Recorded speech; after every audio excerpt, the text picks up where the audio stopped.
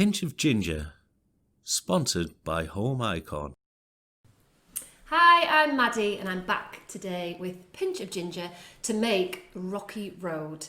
I've got a massive sweet tooth. Anything with chocolate in, I am obsessed. I'm making these for my little boy who loves Rocky Road.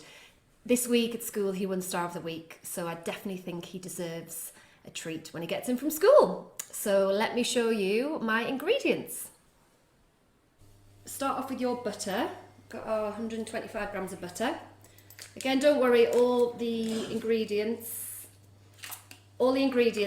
are on my blog and the recipe there, so don't worry if you haven't managed to write everything down. Chop them up into little bits, just so it'll melt faster. On a medium heat, put all that in there. And all you're going to do is slowly melt everything down with your chocolate. So just break that all up. Oh, and also golden syrup. 3 tablespoons of golden syrup, which kind of binds everything together, makes everything quite sticky and gooey. So pop all that in. So there's also 3 tablespoons of golden syrup, which will sort of bind everything together and make it stick together.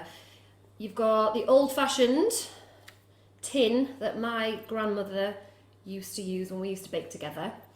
So that's quite a nostalgic thing to bake with, but nowadays you can get the squeezy one, which is much easier. And at the end of the day, if you don't have much time in your life and you're busy, but you want to do a bit of home baking, then we always go for easy options. Just get a wooden spoon, melt this all down.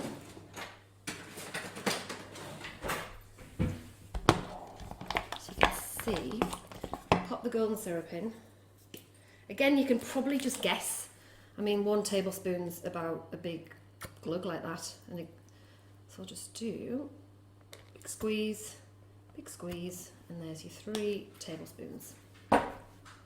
Obviously, we have to have some for me.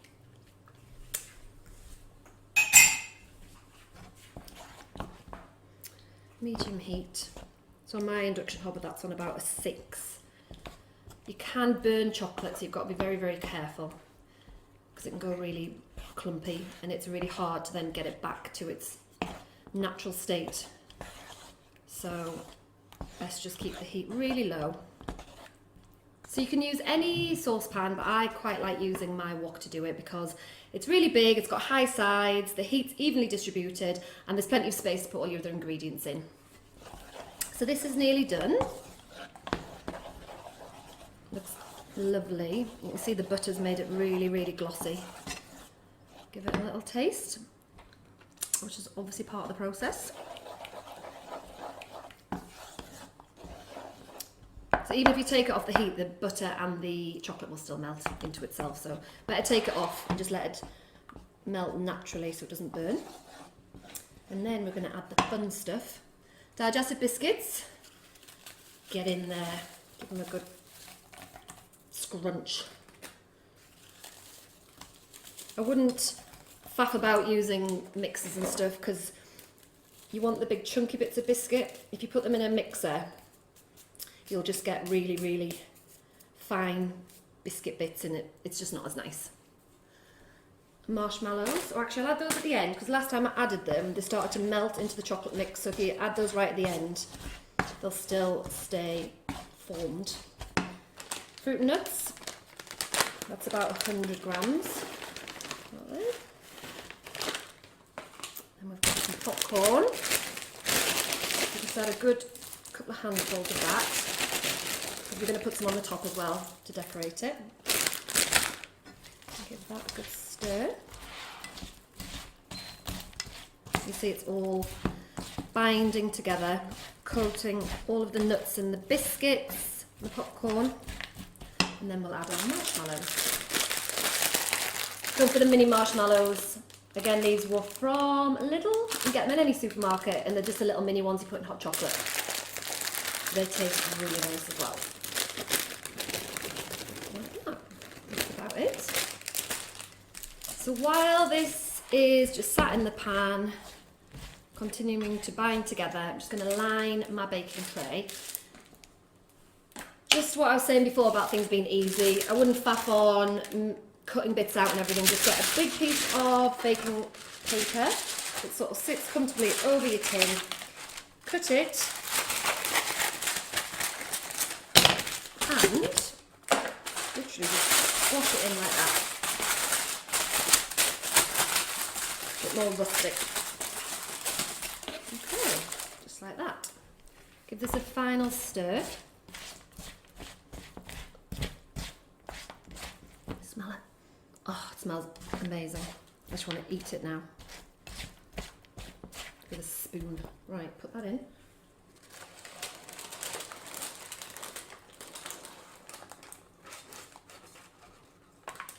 The other good thing about this wok is it's non-stick, so that's going to be pretty easy to clean with all the golden syrup and everything on. Push it into the corners. Sometimes you can wet your spoon, which is a bit easier to then get it right in the edges. Put it right in like that. Okay. And then I'm going to finish it off. A bit more marshmallows. Because why not? A bit more popcorn. And then I'm going to put that in the fridge for about 2 hours. So here we are. This is the completed one that I made earlier. So it's pretty simple to get it out because we've got this baking paper on there. Just pull the edges. I'm going to put a little bit of white chocolate on the top of this one. So white chocolate as before, 100 grams. I'm going to melt it in the microwave. If you've never melted chocolate in the microwave, just be really, really careful because it can burn because microwaves are obviously really hot. Only blast it for 20 seconds at a time. Take it out, give it a stir, and a lot of the residual heat from the bowl will just keep melting it anyway, so you probably won't need to put it back in. So we'll give that, right, put it in the microwave. So here's my white chocolate. So that's been in the microwave for about 1 minute and 10, but after every 20 seconds I gave it a stir. And you can see here, there's still some formed bits of chocolate, but if you keep stirring it, that'll just melt down really, really quickly.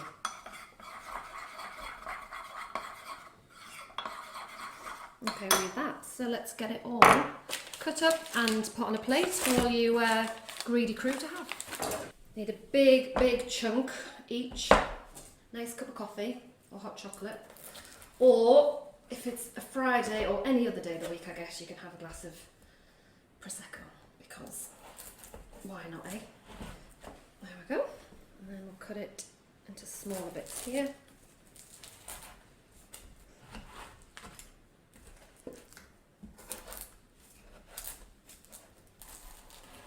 Oh, I'm going to drizzle the white chocolate on it. You can either use the spoon, a squeezy bottle, a piping bag, or as I said, the spoon. So I'm just going to go at it with the spoon from a height. It's meant to look very rustic and messy and very, very, very naughty. There we go. And we'll put some on here. There you go. There we are. There is Maddie's extremely indulgent Rocky Road. And all of the ingredients and recipe is on the blog.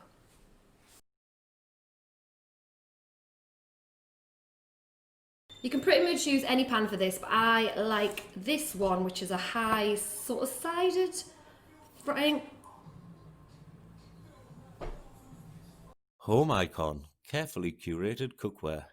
Shop direct at homeicon.co.uk.